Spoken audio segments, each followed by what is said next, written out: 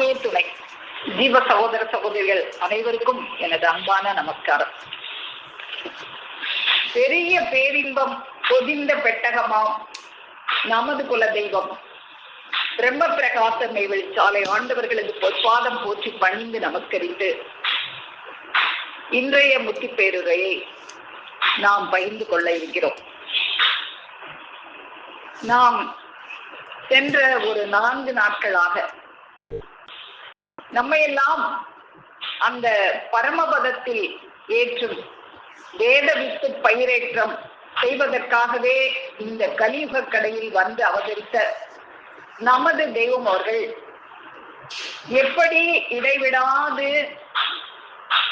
ஓயாது ஒழியாது கலியாது நின்று சாங்கோப சங்கமாக இந்த வான் செல்வ அருள் வர்ஷிப்பினை முழக்கம் செய்து நம்மையெல்லாம் ஒவ்வொரு படிநிலைகளிலும் ஏற்றுவிக்கிறார்கள் என்பது பற்றி தேசிக பெருமானவர்கள் நம் பெருமானவர்களுடைய செயலை அருகில் இருந்து பார்த்தவர்கள் போல தேசிக பெருமானவர்கள் நம் பெருமானவர்களை நம்மை ஏற்றுவிக்கும் அந்த படிநிலைகளை எல்லாம் ஒரு 9 படிநிலைகளாக அருளி செய்திருக்கிற அந்த படிநிலைகளை பற்றி தான் நாம் பகிர்ந்து வந்து கொண்டிருக்கிறோம். அந்த 9 படிநிலைகள் விவேகம், நிர்வேதம், விரக்தி, வீதி, பிரசாதனம், உத்கிரவணம், அத்திராதி மார்க்கம், திவ்ய தேச பிராப்தி, பராப்தி என்ற அந்த 9 படிநிலைகளில் இதுவரைக்கும் நாம 6 படிநிலைகளை நாம பகிர்ந்து வந்தோம்.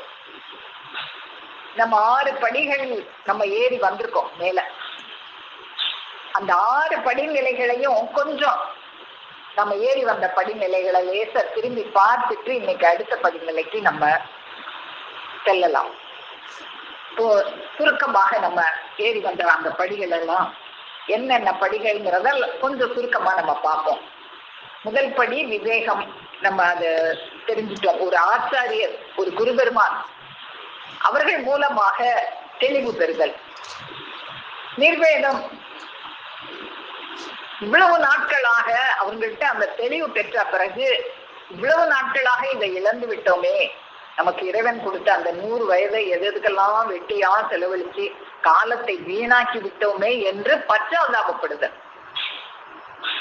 தாபம்னாலே கவலைன்னு தான் அர்த்தம். எதுக்காக பச்சாதாபம் அப்படின்னு சொல்றாங்க அப்படின்னா, பட்சம் அப்படின்னா காலம். காலம் கடந்து கவலைப்படுறோம். காலத்திலே பெற வேண்டியதை காலத்திலே பெறாம நாளெல்லாம் வீணாக்கிட்டு இப்போ வந்தோமே, முதலே நமக்கு தெரியாம போச்சேன்னு தாபப்படுதல். அதுதான் பட்சாதாபப்படுதல். லேட்டா தெரிஞ்சுக்கிறது. அதை இந்த காலத்துல கூட சொல்லுவாங்க, டியூப் லைட்டு லேட்டா தான் பிடிச்சிக்கிறோம் அப்படின்னா டியூப் லைட்டுவாங்க. அது போல பட்சாதாபம்னா காலம் கடந்து கவலைப்படுதல். அப்படி நம்ம மேலே நமக்கு பட்சாதாபம் வருதல். அதுக்கப்புறம் விரக்தி. விரக்தினா நம்ம பார்த்தோம், பகவானை தவிர மற்ற உலக பொருள் எதிலையுமே ஒரு இச்சை கொள்ளாது, பற்று கொள்ளாது விரக்தி அடைதல். அந்த ஒன்றை மட்டும்தான் நான் பற்றி கொள்ள வேண்டும் என்ற ஒரு வேகம், ஒரு வெறி அது வரணும். அதுக்கப்புறம் பீதி, மரண அச்சம், யமன் அச்சம் அது வரணும். அதனாலதான் அந்த யமன் அச்சத்தை பெருமானவங்க நமக்கு தூண்டி விடுவாங்க. யமன் அச்சத்தை கிளப்பி தடவி சன்னதி இருத்தி அப்படி நமக்கு அந்த யமன் அச்சத்தை நமக்கு கிளப்பி விடுறாங்க. அதுக்கப்புறம் இந்த படிகள் எல்லாம் ஏறின பிறகு அவர்களுடைய அருளை பிரசாதமாக பெற்று என்னை ரட்சிக்கும் பொறுப்பு என்னதல்ல, என்னை ரட்சிக்கும் பொறுப்பு உங்களதே என்று அவர்கள் திருவடிகளில் சரணாகதி அடைவதுதான் பிரசாதனம் அப்படிங்கிறதெல்லாம் நம்ம பார்த்தோம். இன்னொன்னும் நம்ம பார்த்தோம், உத்கிரமணம். இப்போ இந்த 5 படிநிலைகளும் இந்த பிரசாதனம் வரைக்கும், விவேகம் தொடங்கி பிரசாதனம் வரைக்கும் அது நம்மளுடைய வேலையாக இருக்கிறது. அதன் பின்னர் இவனுடைய பொறுப்பு துறக்கப்பட்டு விடுகிறது. பொறுப்பு துறப்பு அப்படின்னு சொல்லுவாங்க. அந்த பொறுப்பு துறக்கப்பட்டு அதன் பின் பொறுப்பு அவர்களிடம் ஒப்படைக்கப்பட்டு நம்மை ரட்சிக்கும் பொறுப்பை அவர்கள் தாங்களே எடுத்துக்கொள்றாங்க.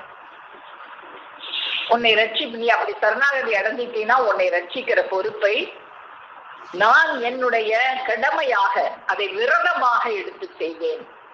அதுக்கு கூட நம்ம பார்த்தோம் எப்படி இவ்வளோ பெரிய படையை வச்சிருக்கிற துரியோதனாதியர்களை, அந்த கௌரவ படையை பஞ்ச பாண்டவர்கள் எப்படி வென்றார்கள். அந்த கிருஷ்ண பரமாத்மாவிடம் சரணாகதி அடைஞ்சதுனாலதான் அவங்களுக்கு அந்த வெற்றி கிடைத்தது அப்படிங்கிறதையும் நம்ம நேற்று பார்த்தோம். அப்போ இதுக்கப்புறம் உட்கிரவணம்.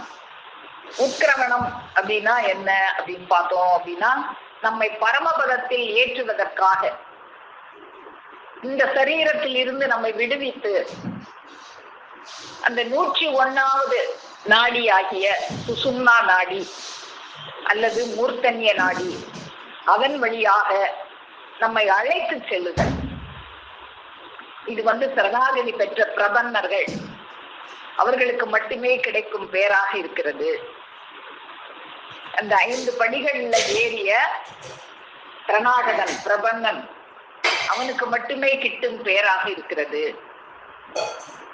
அப்போ இந்த 5 படிகள்ல ஏறியதுமே அவனுக்கு இந்த பேரு, இந்த பெரும் பேரு, அவர்கள் அழைத்து செல்லும் அந்த பேரு உறுதியாக்கப்பட்டு விடுகிறது. அப்போ அந்த சரணாகதி பெற்றவன் அவனை பிரபன்னன், இன்னும் சன்னியாசி அப்படின்னு கூட சொல்றாங்க. சன்னியாசி அப்படின்னா என்ன அர்த்தம் அப்படின்னா, சந்நியாசம் அப்படின்னாலே சமர்ப்பித்தல், சந்நியாசம் அப்படின்னா நன்கு சமர்ப்பித்தல், நன்றாக நம்மை அவர்களிடம் ஒப்படைத்து விட வேண்டும். நீங்களேதான் எனக்கு கதி, வேற கதியே இல்லைன்னு நன்றாக நம்மை அவர்களிடம் ஒப்படைத்து விடுவதுதான் சந்நியாசம். அப்போ இந்த பிரசாதனம் அதுக்கு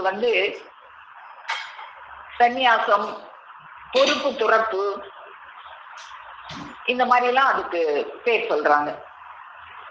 அப்படி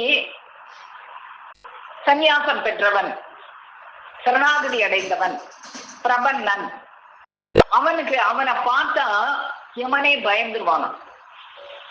யமன் சொல்லிடுவானா, இவன் சரணாகதி அடைஞ்சிட்டான். யமன் எப்படா இவனை பிடிக்கலான்னு கெட்டுன்னு காத்துக்கிட்டு இருப்பான். நம்ம சரணாகதி அடைஞ்ச உடனே யமனுக்கு அது தெரிஞ்சிடும். உடனே அவன் என்ன பண்ணுவானா, யம கிங்கரர்கள்லாம் இவன் சரணாகதி அடைஞ்சிட்டான், இவன் இருக்கிற தசை பக்கமே போயிடாதீங்க, போனா நம்மள அந்த பகவான் காலால எட்டி உதைச்சிருவாரு. எப்படி மார்க்கண்டேயர் 16 வயதுல அவருக்கு இந்த தூலம் முடியுது அப்படிங்கிற ஒரு விதி அதோடதான் அவர் பிறந்தாரு. அப்படி இருந்தும் அவர் அந்த சிவபெருமானை சரணாகதி அடைந்து அவரை கட்டி கொண்ட காரணத்தினால் அவரை அந்த யமனை காலால் எட்டி உதைத்து என்றும் 16 வயதாக அந்த மார்க்கண்டேயர் அவர்களை வாழ வைத்தார்களோ, அது போல இவங்க எல்லாம் சரணாகதி அடைஞ்சிட்டாங்க, கிட்ட போனா காலால எட்டி உதைச்சிருவாங்க, காலால் உதைத்த கருணேசர் அல்லவா அப்படின்னு யமனே பயந்துருவானா.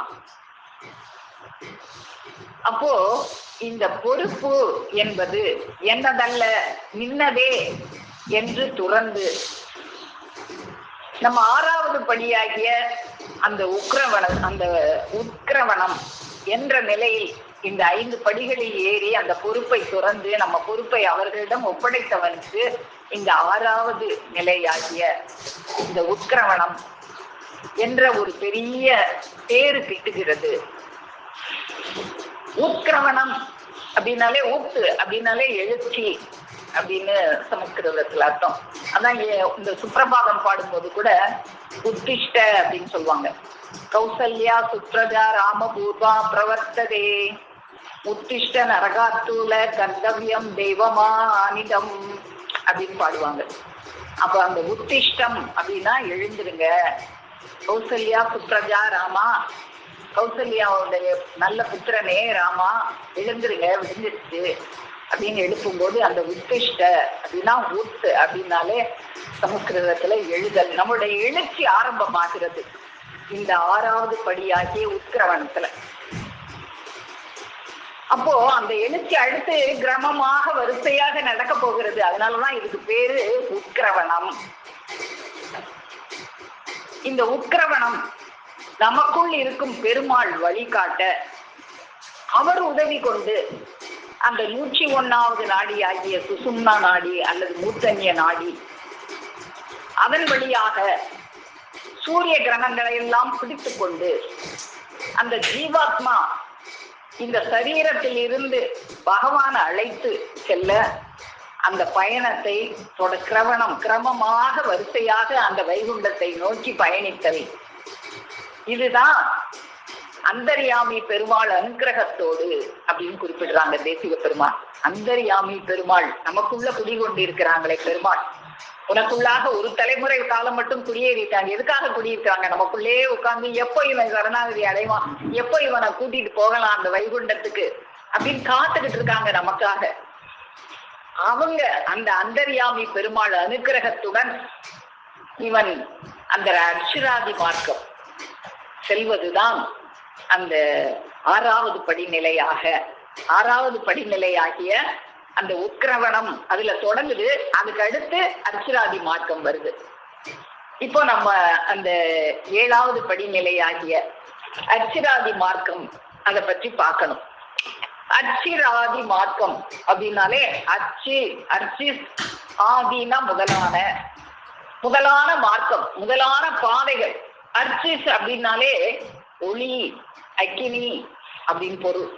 அந்த அக்கினி முதலாகிய பல மண்டலங்களை கடந்து நம்மளை அந்த வைகுண்ட பிராப்திக்கு கூட்டிட்டு போறாங்க. அந்த ஒளி முதலான மார்க்கம், பாதை. அதனாலதான் இதுக்கு பேரு அர்ச்சிராதி மார்க்கம். அது என்ன? வைகுண்டத்தை நோக்கிய பாதை. மார்க்கம்னாலே பாதை. அந்த மார்க்கத்தை நமக்கு காட்ட வந்த பெருமான். அதனாலதான் நம்முடைய பெருமான் அவர்கள் பேரை மார்க்கநாதர் அப்படின்னு நம்ம தரியமணி பெருமான் அவங்களுக்கு அந்த பேரை சூட்டினாங்க. இந்த மார்க்கத்தை எல்லாம் நமக்கு காட்ட வந்த பெருமான் அவங்க. அப்போ இந்த அர்ச்சிராதி முதல் தேவதை அர்ச்சி அப்படிங்கிற அந்த ஒளி தேவதை. அந்த ஒளி தேவதை முதலான பல தேவதைகள், பல மண்டலங்கள் கடந்து நம்மளை கையை பிடிச்சு கூட்டிட்டு போறாங்க. யாரு? அந்தர்யாமி பெருமாள். நமக்குள்ளாக ஒரு தலைமுறை காலம் மட்டும் குடியேறி இருந்தாங்களே, அவங்க கையை பிடிச்சுக்கிட்டு நம்ம பயணிக்கிறோம். இந்த பயணத்துக்கு பேரு தான், இந்த வழி பாதைக்கு பேர் தான் அர்ச்சிராதி மார்க்கம். அப்போ எங்க போறோம் அப்படின்னா, நிறைய உலகங்களை கடந்து அந்த வைகுண்டத்துக்கு போகணுமா. நம்ம பெருமான் அவங்க கூட நமக்கு திருமஞான குரல்ல நமக்கு குறிப்பிட்டிருப்பாங்க. சொர்க்கத்தில் 8 ரகம் இருக்கிறது, நரகத்தில் 7 ரகம் இருக்கிறது. அப்போ அந்த 8வது இடத்துக்கு நம்ம போய் சேர்றதுதான் அந்த வைகுண்ட பிராப்தி.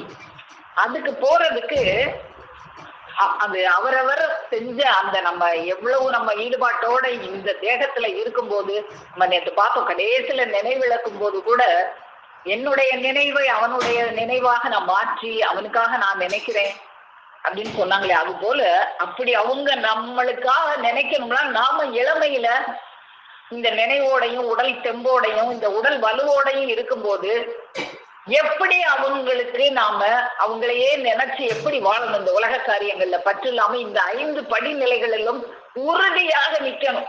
கொஞ்சம் லேசா நின்னோம்னா அந்த படியில இருந்து கீழே விழுந்துருவோம். அடுத்த படி ஏறின படியில இருந்து திரும்ப படிக்கு சரிக்கி விட்டுரும். நழுகி கீழ் இழுத்து தள்ளும் இன்னில மாய்கையாலும் இடைஞ்சலின் வெட்கத்தாலும் பெருமான் அவங்க எடுத்து கொடுத்த மாதிரி. அப்படி இல்லாம எப்படி உறுதியாக நிக்கணும். அப்படி நின்னவங்களுக்கு தான் இந்த பதவி கிட்டும். லேசா எல்லாம் கிட்டிராது இது. அப்போ எந்தெந்த மண்டலத்தைங்கெல்லாம் கடந்து போறோம் அப்படின்னா, முதல்ல பகல் தேவதை உலகம் அப்படின்னு ஒரு உலகம் இருக்குமா, அங்க கூட்டிட்டு போவாங்களாம். அதுக்கடுத்து சுக்லபட்ச உலகம், அதுக்கடுத்து சம்வத்சரம், ஒரு வருடத்திற்கான உலகம்னு பேரான் அதுக்கு. அதுக்கப்புறம் வாயுலோகம், சூரியலோகம், சந்திரலோகம், அது கடந்து மின்னல் லோகம், அது கடந்து வருணலோகம், அதுக்கப்புறம் இந்திரலோகம், அதுக்கப்புறம் பிரஜாபதியான பிரம்மனின் சத்தியலோகம். இந்த சத்தியலோகத்துக்கு வந்த பிறகு அதுக்கு அடுத்ததுதான் நமக்கு அந்த வைகுண்டம் இருக்குமா. இத்தனை லோகங்களையும் கடந்து இந்த சத்தியலோகத்துக்கு வந்த உடனே அந்த சத்தியலோகத்துக்கு பக்கத்துல விரஜா நதின்னு ஒரு நதி ஓடிக்கிட்டு இருக்குமா. அந்த நதியை தாண்டி தான் நாம அந்த வைகுண்டத்துக்கு போகணுமா. இதையெல்லாம் கடந்து இவனை எப்படி அவங்க அழைச்சிட்டு போறாங்க, இந்த பாதைக்கு பேர் தான் அர்ச்சிராதி மார்க்கம். நம்ம பார்த்தோமே, அர்ச்சிஸ்னா முதல்ல அந்த ஒளி தேவதையின் உலகம், அக்னி தேவதையின் உலகம். அதிலிருந்து அது முதலான வரிசையா இன்னைக்கு நிறைய உலகம் நம்ம பார்த்தோமே. இந்த உலகங்கள் எல்லாம் தான் அர்ச்சிராதி, அந்த ஒளி முதலான மற்ற உலகங்கள். அந்த மார்க்கத்தின் வழியாக நம்மை கூட்டி செல்லுதல். இது ஒவ்வொன்றும் ஒவ்வொரு தேவதைகள். முதல்ல அந்த ஒளி தேவதை, பகல் தேவதை, உத்தராயண தேவதை. இந்த தேவதைகள் எல்லாம் நமக்கு போகும்போது அப்படி ஒரு உபசரிப்பு செய்வாங்களாம். தேவலோகத்துக்கு வந்துட்டாங்க, தேவர்கள் எல்லாம் நம்மளோட வந்து சேர்றதுக்கு இன்னொருத்தவங்க கிடைச்சிட்டாங்க அப்படின்னு சொல்லி அவ்வளவு சந்தோஷப்பட்டு அவ்வளவு ஒரு உபசரிப்பு நமக்கு கிடைக்குமா. ஒவ்வொரு லோகத்திலையும் கிடைக்கிற அந்த உபசரிப்பு, இந்த பூமியில நம்ம பட்ட அவமானங்களுக்கெல்லாம் வெகுமானம் அங்கு கிடைக்குமா.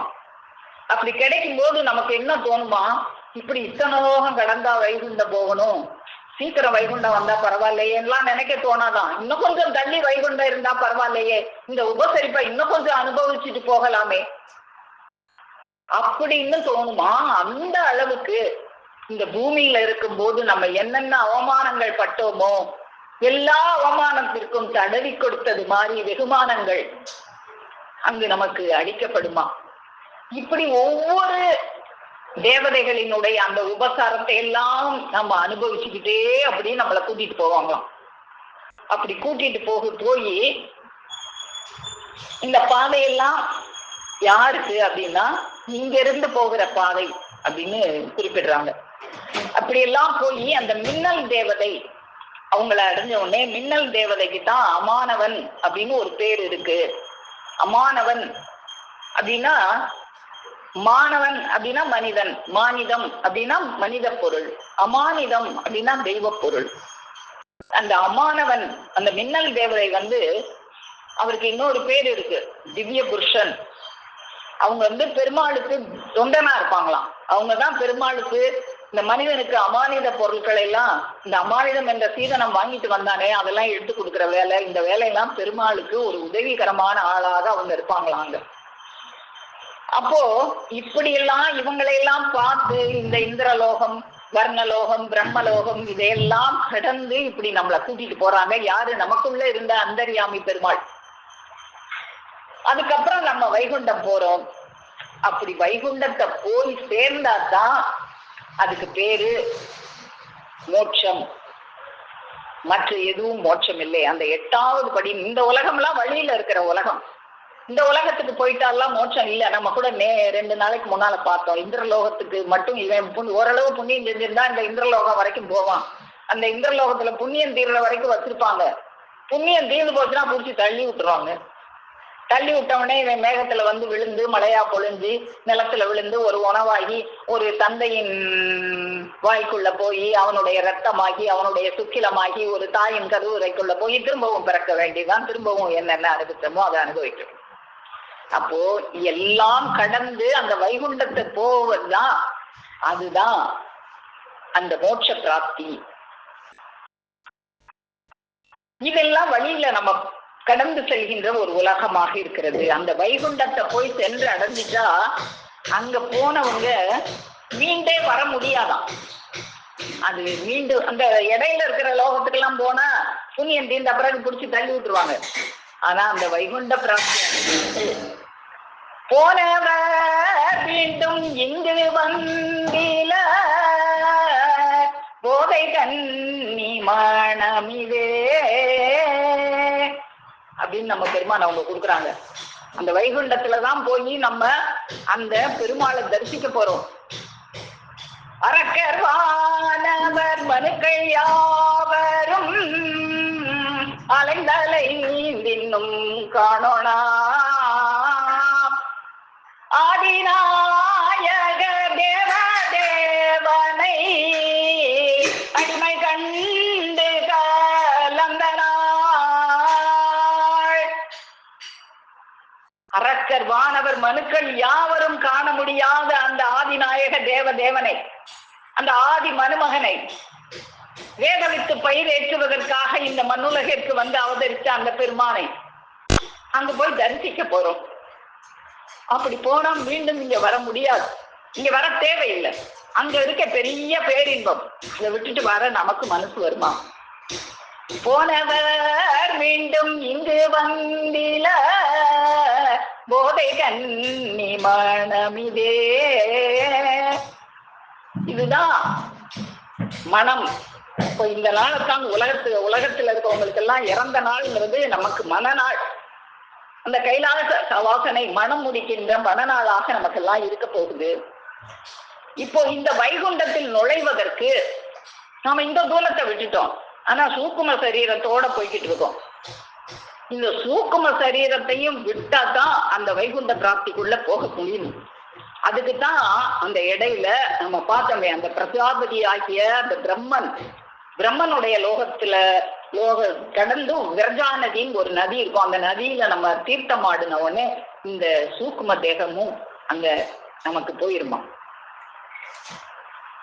அப்போ இந்த வைகுண்ட எல்லையில் விரஜா நதி என்பது, அந்த வைகுண்டத்துக்கு நுழையும் முன்னே அது எல்லை முனையில அந்த விரஜா நதி இருக்கிறான். அந்த விரஜா நதி லீலா விபூதி என்கின்ற இந்த பிரகிருதி மண்டலம், நம்ம இப்ப வாழ்ந்துகிட்டு இருக்குமே இந்த இயற்கை உலகம், இந்த உலகத்துக்கும் அந்த நித்திய விபூதி என்கின்ற அந்த வைகுண்ட உலகத்துக்கும் ஒரு பார்டராக விரஜா நதி இருக்கிறது. அந்த விரஜா நதியை கடந்து போனால்தான் அந்த வைகுண்டத்தை நம்ம அடைகிறோம். இந்த பாதை இப்படியெல்லாம் நம்ம கடந்து போறோமே, இந்த எல்லா தேவதைகளுடைய உபசரிப்பெல்லாம் வாங்கி, இந்த பூமியில் பட்ட அவமானங்களுக்கெல்லாம் வெகுமானம் வாங்கி, அந்த விரஜா நதியில் தீர்த்தமாடி நம்ம போறோமே. அரக்கர் வானவர் மனுக்கள் யாவரும் காணனா தேசிகனை நாம பார்க்க போறோமே. அந்த பாதைக்கு பேருதான் அர்ச்சிராதி மார்க்கம். இந்த அர்ச்சிராதி மார்க்கம் இத பத்தி தினமும் நம்ம இது நம்மளுடைய வேலை இல்லை. இந்த பாதையெல்லாம் நமக்கு தெரியாது. எங்க இருக்கு இந்த வர்ணலோகம், எங்க இருக்கு சந்திரலோகம், எங்க இருக்கு மின்னல் லோகம், எங்க இருக்கு அந்த விரஜா நதி, எங்க இருக்கு பிரம்மலோகம், எங்க இருக்கு, நமக்கு ஏதாவது தெரியுமா? தெரியாது. அப்ப அதை எதுக்காக வேதத்துல இதெல்லாம் கொடுத்துருக்கேன் அப்படின்னு தேசிக பெருமான் சொல்றாங்க அப்படின்னா, இப்படி எல்லாம் இருக்குன்னு தெரிஞ்சாதான் அதை அடையணும்னு நீ தினமும் அதை நினைச்சு பார்ப்ப.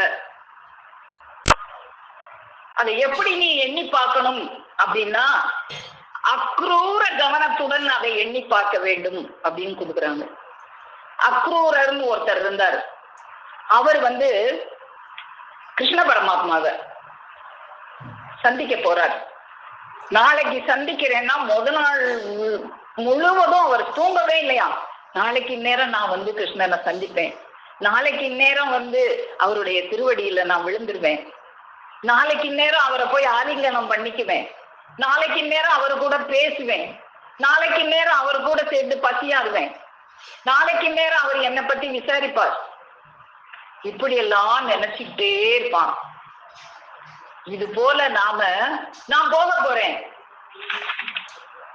அந்த உட்கிரமணம் பெருமான் அவங்க என்னை அந்த 101வது நாடி வழியாக என்னை கையை பிடிச்சு அழைச்சிட்டு போறாங்க. எனக்குள்ளாக இருக்கிற அந்த அந்தர்யாமி பெருமான். அப்படி போகும்போது நான் வழியில இருக்கிற இந்த எல்லா மண்டலங்களையும் கடந்து இந்த வாயுலோகம், பிரம்மலோகம், சந்திரலோகம், மின்னல் லோகம், வர்ணலோகம், எல்லா லோகத்துல இருக்கிற தேவதைகள் எல்லாம் என்னை உபசரிக்க போறாங்க. அதுக்கப்புறம் நான் போய் அந்த விரஜா நதியில தீர்த்தமாட போறேன். தீர்த்தமாடிட்டு வைகுண்டத்துல போய் அந்த பகவானை தரிசிக்க போறேன் அப்படின்னு நினைச்சுக்கிட்டே இருக்கணுமா தினம். அதுக்காகத்தான் இது நம்ம வேலை இல்லைனாலும் இப்படி எல்லாம் இருக்கு, இத என்ன அப்படின்னு சொல்லி நமக்கு எடுத்து கொடுக்குறாங்க. அப்போ இதுதான் என்னமா இதுதான் இதுக்கு பேருதான் இந்த அர்ச்சிராதி மார்க்கத்தை எண்ணி எண்ணி எண்ணி எண்ணி நம்ம போறோமே, ஒவ்வொரு வழியாக நம்ம கடந்து போறோமே, இதுதான் அர்ச்சிராதி மார்க்கம். இந்த அர்ச்சிராதி மார்க்கம் முடிஞ்சு அந்த விரஜா நதியில நீராடின பிறகு அதுக்கப்புறம் தான் அந்த வைகுண்டத்துக்குள்ள நுழைய போறோம். அந்த வைகுண்டத்துக்குள்ள நுழைவதுதான் திவ்ய தேச பிராப்தி. இப்ப இன்னைக்கு நமக்கு தினமும் 2 தான் பார்த்துட்டு வந்தோம். இன்னைக்கு இந்த அர்ச்சிராதி மார்க்கம் ஒன்னே அது நீண்ட மார்க்கமாக இருந்தது. அவ்வளோ தூரம் ஒவ்வொரு லோகமா கடந்து கடந்து கடந்து அங்க இருக்கிற தேவதைகள் எல்லாம் நம்ம உபசரிக்க, அந்த உபசரிப்பில் குளிர்ந்து மகிழ்ந்து போய் அந்த விரஜா நதியில சந்தோஷமாக நம்ம நீராடி தீர்த்தமாடி இன்னைக்கு அந்த வைகுண்டத்துக்குள்ள நுழைய போறோம் என்கின்ற பெருமிதத்துடன் நாளை அந்த திவ்ய தேச பிராப்தியை தொடர்ந்து நாம் பார்க்கவிருக்கிறோம் என்று கூறி என் முத்தி பேருரை மேலும் மேலும் முழங்கும் என்று கூறி உங்கள் அனைவரிடமிருந்து விடைபெறுகிறேன். அனைவருக்கும் நமஸ்கார். ஜீவ சகோதரி சாலை சலந்திரி அக்கா அவர்கள் அந்த மார்க்கமா இருக்க முடியும் நீ அப்படிங்கறதான் அந்த பாடல்ல கொடுக்குறாங்க. அது காது மாறி வரும். இந்த காதுகளை புடிச்சுக்கிட்டாதான் தெய்வத்தை திருப்பாத்தை புடிச்சுக்கிட்டாதான் அந்த மார்க்கத்துல போய் சேர முடியும் அப்படிங்கிறதையும் அந்த பாடல்ல கொடுக்குறாங்க. அப்ப எங்க தெய்வம் அந்த 2 படியத்தவர் உத்தரவு பண்ணி அதுல தோடு எடுத்து ஊசுவது போட்டா உலகம் மூக்கும் மணக்கும். அப்ப எப்போ ஒரு நினைவு அசிவத்த நிலையில இருக்கு காத்திருந்து டக்கு நான் இருக்கிறேங்கிறாங்க. அப்ப அதுதான் அந்த பொருத்தி. அது எப்ப பொருத்தத்துல இருந்து பார்த்து நம்மளை இருக்கிறாங்க அந்த மார்க்கத்துல. அதுதான் இதை கொடுக்குறாங்க. அரக்கர் மனுக்கள் யாவரும் அரைத்தலை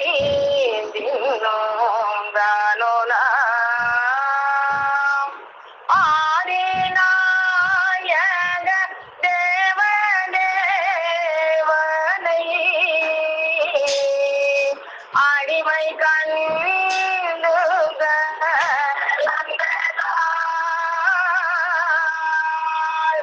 நிறுத்தியே ஒரு பால்கொண்ட நீண்ட காவலம் கோரித்த பரத்தினன் நீலை தண்ணீர் காண்கின பாவியே பெரும் பாவியே. அப்ப அந்த பஞ்சாட்சரம் முதல்ல வந்து தன்னுள்ள அறியலைன்னா நீ பாவிதான் அப்படின்னு உத்தரவு பண்றாங்க தெய்வம். கருத்தை வீட்டகல்லாது கொண்டதின் கண்ட திண்டலை காலுண்டே தலை மாறி தீர காலும் சௌமுகி அந்த பொருத்தில் நின்றேட இழுத்து மேலும்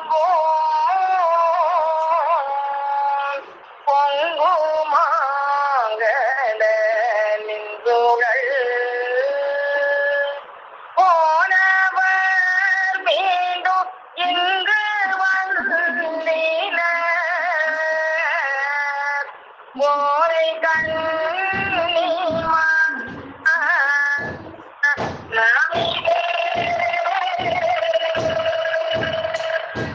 அப்ப நீங்க எப்படா நம்ம நினைவு அப்படிவற்ற இருக்கின்றது பொறுத்திருந்து பார்த்து இருக்கிறாங்க தெய்வம். போயிட்டு திருப்பி இங்க வரப்படாம பாத்துக்கிறாங்க. அதுக்கு நம்ம எப்படி இருக்கணும் அப்படின்னு அவங்க எப்படி தெய்வம் பாட்டையாட்ட அடிமையா இருந்தாங்களோ பெற்றாங்களோ அதே மாதிரி நம்மளும் அடிமையா இருக்கணுங்கிறதையும் அவங்க விசார போத்துல எடுத்து கொடுக்குறாங்க தெய்வம். ஜாக்கிரதையா இருக்கணும், உஷாரா இருக்கணும். தாண்டுகின்ற இடத்திலேயே தவறும் தலமுண்டு தவறும் தலமுண்டு ஜாக்கிரதை அன்னைக்கு மீதாண்டவர்கள் கோடி மாண்டனர்கள் என்றதனை கேட்டதுமானாக்கன் கேட்டதுமானாக்கன் மாயிற்சி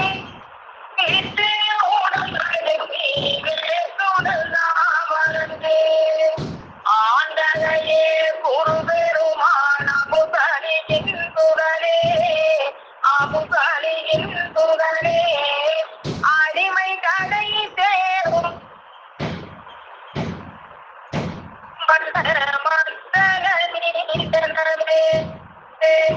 பாட்டி வள நாட்டிலங்கள் குலதெய்வமே தீவ குலதெய்வமே தீவ பண்டிதரே பிறவி பிணி கண்டிதா கண்டோரே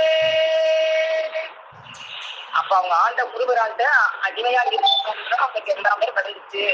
அவங்க அவதாரம் ஆனாங்க தெய்வம். அது மாதிரி நம்ம தெய்வத்துக்கிட்ட நம்ம அடிமையா இருந்தாதான் அந்த குலதெய்வம் வந்து நம்ம பண்ணி பிறவிக்கு நீக்கி நம்மளை கொண்டு போவாங்க.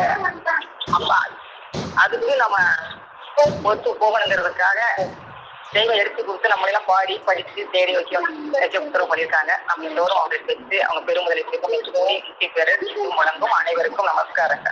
அக்கா நமஸ்காரம் அக்கா. ஜீவ சகோதரி சாலை குமாரி அக்கா அவர்கள்.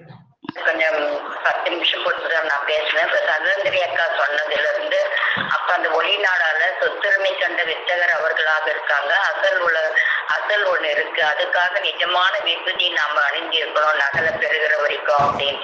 அந்த பஞ்சாட்சரமேங்கி அந்த ஜீவ தேகத்தை பெற நம்ம எப்படியும் போக முடியாது. அந்த தூள தேகத்தை விட்ட பிறகுதான் ஜீவ தேகத்தை நம்ம பண்ண முடியும் அப்படிங்கிறது. அப்போ உட்கிரவணம்ன்றது அக்கா இன்னைக்கு சுப்ரபாதத்துல எடுத்து நம்ம கொடுத்தாங்க. அந்த மாதிரி அந்த ஒரு வார்த்தை இருக்கு. அது சூரிய கிரணங்களாக இருக்கு அப்படிங்கிறது. அது நம்ம ஒரு தலைமுறை காலம் நீங்க பார்க்காவிட்டால் விழிப்புணர்வாகவே தான் இருப்பா என்று. இதற்கன்றி அல்லாது நாம் வீணுக்காக படைக்கவில்லை என்றும் அந்த பகுதி எடுத்து சொன்னாங்க. அப்ப நம்ம தெய்வத்திட்ட சரணாகதி அடையணும். அது அச்சிராதி மாற்றம். அது ஒளியா அந்த வைகுண்டத்தை நம்ம அதெல்லாம் மார்க்கநாதராக இருந்து ஒளி தேவதையாக இருந்து நம்ம சொர்க்கப்படி வாழ்வோடு நம்ம வாழணும். நம்ம 5 படியா நிக்கணும். அப்போ அதுல இருந்து மீண்டும் மீண்டும் போகிறதுக்கு நம்ம அந்த சொர்க்கப்பதி உடக்கிறதுக்கு நமக்கு எத்தனை லோகத்தை கடக்கணும். அப்போ அத்தனை லோகமும் மகிழ்ச்சியா இருக்கும். இன்னும் போய்கிட்டே இருக்கலாமா, திரும்ப நம்ம பெறணுமே அப்படிங்கறது ஒரு எண்ணம் வரணும். அந்த நதியில போய் ஓடும்போது தான் நம்ம தாண்டி நாடுகளுக்கு நாம் பெற முடியும். தேவர்களே தான் சந்தோஷம் அடைவாங்க. அந்த தேவர்கள் போக போக அந்த இன்ப மகிழ்ச்சி அவங்களோட நம்ம சேர்ந்திருக்குமேங்கிறதுக்கு அவங்களுக்கு மகிழ்ச்சி போக்கும் அப்படிங்கிற. அப்போ மின்னல் தேவதை நமக்கு வந்து மின்னல் கிரணமாகி ஜீவதேகத்தில் காட்டி தருகிறர்கள் காட்டி தந்து அவர் கண்ணாக்கம் என்றால் ஜீவதேகத்தை காட்டி தருகிறவர்கள் காட்டி தந்து பெறுகிற வெள்ளம் நீ பெற்று நாள்தோறும் நுழைந்து பழகுவதுதான் சன்மார்க்கமாக இருக்கிறது. அது போல அக்கா அவர்கள் தினமுமே எடுத்து அந்த சன்மார்க்க நிலையை நம்ம ஒருநிலைப்படுத்தி அவங்களுடைய அந்த மகாபாரதம் கதைகள்லாம் அவங்களுக்கு நமக்கு அந்த நாவலே நுழையில. அவங்க சொல்ற ஒவ்வொரு வார்த்தைகளுமே எனக்கு நுழையில. அந்த மாதிரி அந்த நுழையாத வார்த்தைகள் அவ்வளவு அவங்க தெளிவா எடுத்து கொடுத்து ஒவ்வொருத்தருக்கும் அந்த சமஸ்கிருத வார்த்தைகள்லாம் எடுத்து சொல்லி நமக்கு வந்து எடுத்து அந்த சொர்க்கப்பதி வரமான சொர்க்கப்பதியை நாம் பெற்று அந்த வைகுண்டம் போயிட்டு அந்த பரமண்டலத்தில் உள்ள பிதாவை தினமும் துதித்து அவர்களுடைய ஒவ்வொரு நேரமாக மாற்றி அந்த சொர்க்கலோகம், வாயு லோகம், சூரிய லோகம், மின்ன லோகம் இப்படியெல்லாம் இந்த லோகத்துல கடந்து கடைசியில வைகுண்டத்தை அடையறதுக்காக நமக்கு எல்லாமே ஒரு மின்னல் வேகத்துல நமக்கு வந்து பெருமாள் அவர்கள் அந்த இந்திரலோக பதவி நமக்கு கொடுக்குறாங்க. அதுக்குதான் உனக்கோ எல்லா இகபோக செல்வங்களுடன் இதுகாலம் ஒரு இந்திர பதவி கிடைக்கிறது என்றால் என்ன நிஜ விதி லாபகர வசந்த காலம் பார். மதிப்பில் அடங்கா மாணிக்கம் கிடைக்க பெற்றுள்ள நீ என்ன எக்களிப்பில் இருக்க வேண்டும். எது வந்தால் என்ன, எது போனால் என்ன, நமக்கு அழியாத பொதுவாழ்வளித்த எம்பெருமான் நம்மோடு இருக்கிறார் என்ற பெருமைத்துல நாம் வாழ்வோம். அப்போ நம்ம அந்த வைகுண்டம் போகிறதுக்கு நமக்கு அடக்கமாகறதுக்கு என்ன அப்படி போனவர் மீண்டு இங்கு வந்தில கோதை கண்டி மணி மீதே அப்படி அந்த அடிமை கண்டு கலந்த நான் தெய்வத்தோட 2 கலந்து அவங்களுடைய சதா எந்த நேரமும் அவங்களுடைய நினைவோடு ஒட்டி இருந்தோம்னா அந்த சொத்தப்பதி வாழ்வை அந்த வைகுண்டம் அடைவோம் என்று கூறி சபையில் நான் இன்றைக்கு தெரிந்து கொண்டதை நான் பகிர்ந்து கொண்டேன். அனைவருக்கும் நமஸ்காரம். சபையில் உள்ள அனைவருக்கும் நமஸ்காரம். ஜீவ சகோதரி சாலை அமிர்தவல்லி அக்கா அவர்கள். பிரம்மபிரகாச பிரமோதன சாலை ஆண்டவரை கூடி பணிந்து போற்றி நமஸ்கரி. சபையில் அனைவருக்கும் என் அன்பாக நமஸ்காரம். எங்க அப்பா வந்து பெருமாள் சொன்ன அந்த 9 படிகளை எப்படி யாரும் நின்று காமிச்சாங்க. இது வந்து 5வது படியாவே நீங்க 5 படி நீங்க 4 பேர் அவங்களே நம்மள வந்து அழிச்சுட்டு போறாங்க. அதுதான் 5வது படியில தான் வந்து நம்மளுக்கு பிரபன்னன் என்ற பேரு பிரிவுதான். அது வந்து நம்ம சரணாகதி நம்ம எழுத்துட முழுமையா சரணாகதி அடைஞ்சிட்டு போனோம்.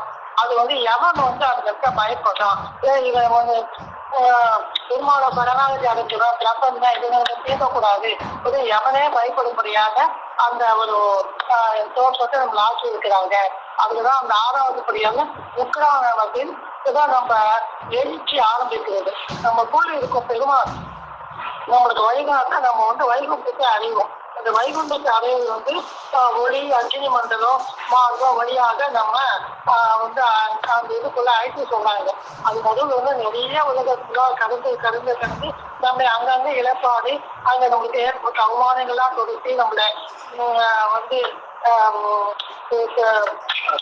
ஆசுவாசப்படுத்தி நம்ம ஒவ்வொரு லோகமா நம்ம அழைத்து போறாங்க. அதுதான் சுக்லபக்ஷ லோகம், வாயு லோகம், சூரிய லோகம், பிரஜா லோகம் தான் பிரம்ம லோகம். அங்கெல்லாம் வந்து வஜ்ராநிதியை தாண்டிதான் வைகுண்டத்தை அடையணும். வஜ்ராநிதி அடையும் போதுதான் அவங்க வந்து நமக்கு இந்த சூக்ம தேகமும் போய் நம்ம வைகுண்டத்தை அடையிறதுக்கு பெருமாள் அந்த புருஷனை அந்த பேருதான் ஆயுஷத்துக்கு வந்து மின்னல் தேவதை, அதுவும் அமானுதான் திவ்ய புருஷன் என்று பேரு அதுக்குள்ள இருக்கும். அப்புறமா தான் நம்ம இறைவனுக்கு அடைஞ்சு மோட்சத்தை போய் சேரணும். அதான் மோட்ச பிராப்தி அறிகிறோம். அப்படிதான் அதுதான் வேறு இருக்கும். வைகுண்ட அதுக்கு சதாநதி நம்ம நீராடிட்டு அதை சூக்ம வேதத்தை விட்டுட்டு இறைவனுடைய இதுக்கு வந்து அந்தராதி மாறும். இதெல்லாம் பார்க்கும்போது நிச்சயமா அந்த வைகுண்டத்துல உட்காந்தப்போ அவ்வளவு உணர்வுபூர்வமா நீங்க சொன்னீங்க. ரொம்ப அருமையா இருந்துச்சு. அதாவது நம்ம இறைவனுடைய முழு சரணாகதி அடைந்து அவங்களுடைய நினைவிலேயே வாழ வேண்டும். இறைவனுடைய அவங்க நினைவின் ஆசனத்திலே சவாரி செய்ய அந்த மதிவாளரும் பூவரும் உனக்கு சொந்தமாகி வரும். அப்பதான் அவங்க இறைவன் வந்து நம்மள அந்த விரிவுரிமை கொண்டு போய் சேர்ப்பாங்க. அதுக்கு நம்ம இங்கிருந்தே நம்ம வந்து அந்த பழக்கத்துக்கு வரணும் அப்படின்னு தான் நிறைய வாட்சிகள் மூலமா பாடல் மூலமாகவும் கொண்டு வரணும். ரொம்ப ரொம்ப சிறப்பா இருந்துச்சுதான். வைகுண்டம் போறதுக்கு எளிமையான வழி தெய்வங்களுக்கு காமிச்சு கொடுத்தாங்க. அந்த வழியிலேயே நம்ம போய் நம்மளை வந்து வைகுண்டம்னா அந்த காலத்துல அவங்க ரிஷிகள் முனிவர்கள்லாம் யுகமா தவம் பண்ணி அந்த ஒரு மாசமா ஏறுவாங்க. நம்ம எல்லாத்தையும் தெய்வத்தின் முதலாக நடிச்சுட்டோம்னா அவங்களே வந்து ஒரு படியா ஏற்றி நம்மளை வந்து அந்த வைகுண்டத்துல இதே நம்மள நினைவுல போய் உட்காந்து வச்சுட்டாங்க. நம்ம தூரம் வரும்போது என்னைக்கு அடக்கமானதோ அது நாளைக்கு நம்ம நினைவு இப்போ சாய்ந்துக்குள்ள ஒரு வைரமதி இருக்கிறது. அது போய் சாய்ந்ததும் இந்த உலகத்துல எல்லா கஷ்டமும் பறந்துடும். நம்மளுக்கு வந்து எந்த கஷ்டமும் இல்லாது தீவனம்னா உலக கஷ்டமெல்லாம் கஷ்டம்னு திருவள்ளி சொல்லவே இல்லை. நம்ம யமங்கிட்ட வரக்கூடிய கஷ்டம் தான் பெரிய கஷ்டமா இருக்கும். அதுவே நம்மளை காப்பாற்றி நம்மளை வந்து அவங்களோட ஆட்கொள்கிறார்கள். கதை மூலமா உணர்ந்து கொண்டே நம்மளுக்கு மீண்டும் சொல்றேன். நமஸ்காரம். ஜீவ சகோதரி சாலை மாலா அவர்கள் வந்து இன்னைக்கு 9 படிநிலைகள்ல வந்து 7 படிநிலைகளை பத்தி சொன்னாங்க. அதுல முதல்ல 6 படிநிலை ஏற்கனவே சொன்னதுனால இன்னைக்கு 7வது படிநிலை வந்து அசுராதி மார்க்கம்னு சொன்னீங்க. அந்த மார்க்கம் வந்து வைகுண்டத்தை நோக்கி செல்லக்கூடிய பாதை, அதுதான் மோட்ச பிராப்தின்னு சொன்னீங்க. எங்களுக்கு வந்து இன்னைக்கு அந்த தேவதைகள் எல்லாம் அவ்வளோ ஒரு அழகா, அது கேட்கும் போதே இவ்வளவு ஒரு ஆனந்தமா இருக்கே. அப்ப அதை அனுபவிச்சோம்னா எவ்வளோ ஒரு ஆனந்தமா இருக்கும்னு அதனுடைய அந்த ஃபீலிங் வந்து அது சொல்லவே முடியலக்கா. அந்த அளவுக்கு இன்னைக்கு வந்து இந்த சபை வந்து ரொம்ப சிறப்பாகவும் மகிழ்ச்சியாகவும் இருந்ததுங்கிறது நான் வந்து இது மூலம் தெரிவிச்சுக்கிறேன்க்கா. அனைவருக்கும் நமஸ்காரம், நன்றிக்கா. ஜீவ சகோதரி சாலை தாரா தேவி அவர்கள். சாலை ஆண்டவர்கள் திருவடிகளுக்கே நமஸ்காரம். அக்கா வந்து நமக்கு வந்து இந்த படிநிலைகள், அதாவது நாம வந்து மோட்சத்தை அடைவதற்கான படிநிலைகளை வந்து தேசிக பெருமான் வந்து நமக்கு கொடுத்தது அக்கா வந்து நமக்கு எடுத்து ரொம்ப விரிவா நமக்கு வந்து தெரிய வச்சிட்டு இருக்காங்க. இன்னைக்கு வந்து அது வந்து அச்சராதி மார்க்கம்.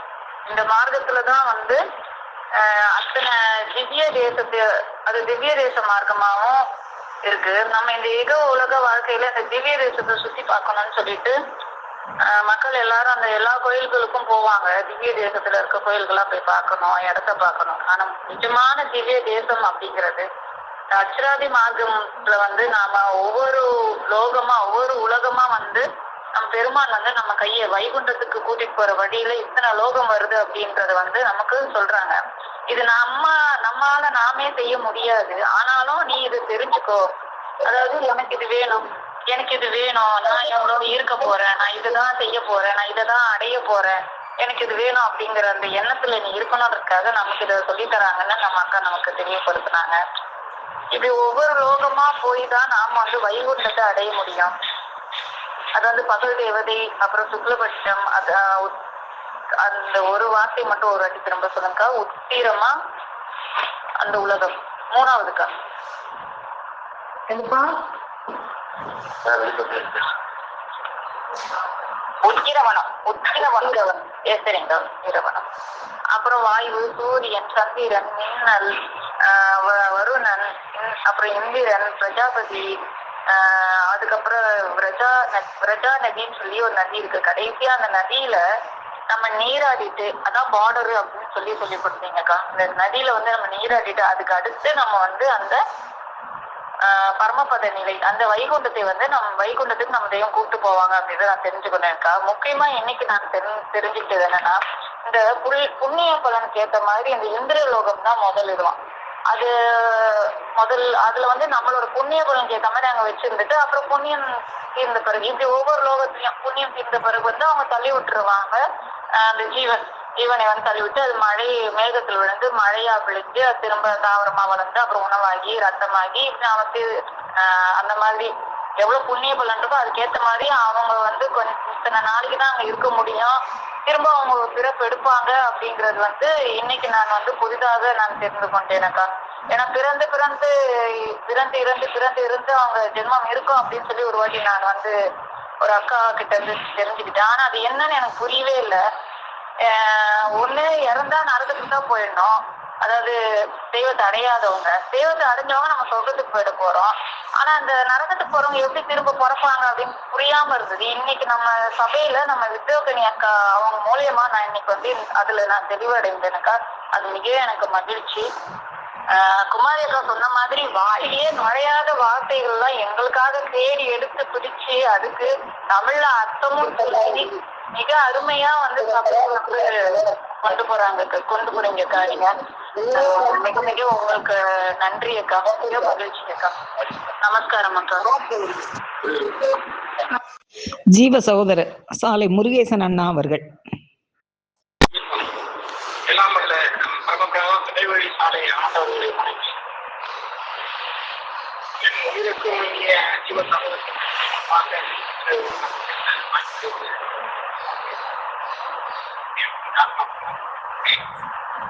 நாள் வரையிலும் எங்கெங்கோ சுவன்று கொண்டிருந்த எங்களுக்கு என்னது ஏது என்று தெரியாமல் புரிந்து உலாவிக் கொண்டிருந்த எங்களுக்கு இது இன்னதுதான் என்று சரியாக தன்னுடைய புரிதல் தளத்தில் இருந்து கட்டப்பிடித்து அதற்கு தகைப்பார். நாங்கெல்லாம் கல்வி பெற்றோம், அதை கட்டணத்து பெற்றோமா என்று தெரியாது. தன் கல்வி வாயிலாக தன் திறன் வாயிலாக பல நூல்களை தேடி தங்களுக்கே ஒரு போன பாணியில் பிறருக்கு விளங்கும் வண்ணம் எங்களுக்கெல்லாம் இந்த கேள்வி பயன் இன்னதென்று எப்படி சென்று முடியும் என்று தெரியாது. இது இப்படித்தான் செல்கிறது இந்த ஜீவனின் பாதை. இத்தனை பாதைகளை கடந்து செல்கிறது, இத்தனை லோகங்களை இது சென்று இறுதி வைகுண்டம் அடைகிறது நல்ல தெளிவாக பேசுகிறது. அதுபோல நேற்றைய சபையில் கூட மெட்ராஸ் செல்வதற்கு அங்கு நமக்கு ஒரு சொந்த வீடு இருந்தால் உடனே போய் சேர்ந்து கொள்ளலாம்.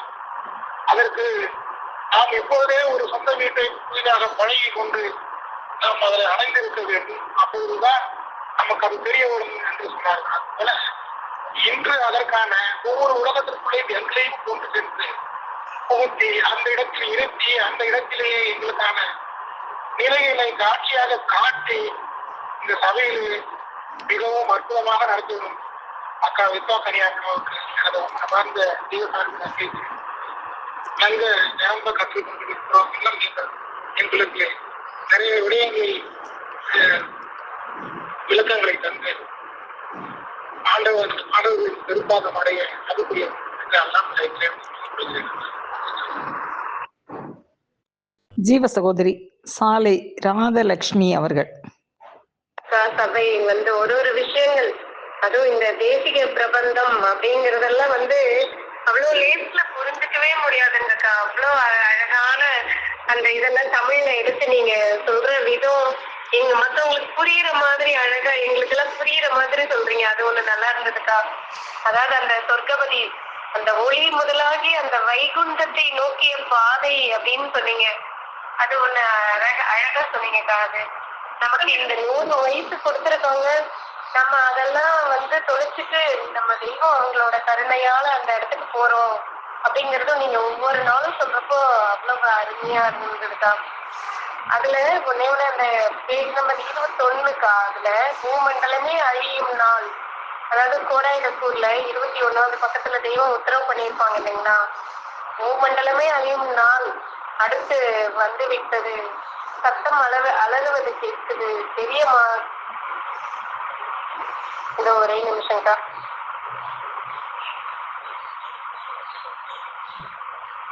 அதுல அந்த சொர்க்கபதி வாழ்வுக்கு மனிதனுக்கு இந்த அனித்திய ஜீவதேகத்துக்கு வாழ்வுதான் அடுத்து. இந்த சொர்க்கபதி வாழ்வுக்கு எளிமையா கூட்டிட்டு போற வழிய தெய்வம் அவங்க குறிப்பிட்டிருக்கிறது அவ்வளவு அழகா நீங்களும் எடுத்து சொல்றது ரொம்ப அருமையா இருக்குக்கா. நமஸ்காரம்க்கா. நமஸ்காரம். ஜீவ சகோதரி சாலை சாந்தி அவர்கள். இந்த சபையில நான் தொடர்ந்து கேட்டுட்டு இருக்கனால எனக்கு அவரையே நம்ம எதுவும் தேவைகள்னா அவரு மூலப்பத்திரம் கொடுத்திருக்காரு, நமக்கு என்ன கிடைக்கும்ன்றதை நான் தெரிஞ்சு கொண்டேன்க்கா. இந்த சபையில அனைவருக்கும் நமஸ்காரம்க்கா. தெய்வ திருவாக்கியங்களால் சபையை அலங்கரித்த ஜீவ சகோதர சகோதரிகள் அனைவருக்கும் எனது அன்பான நன்றி கலந்த நமஸ்காரம்.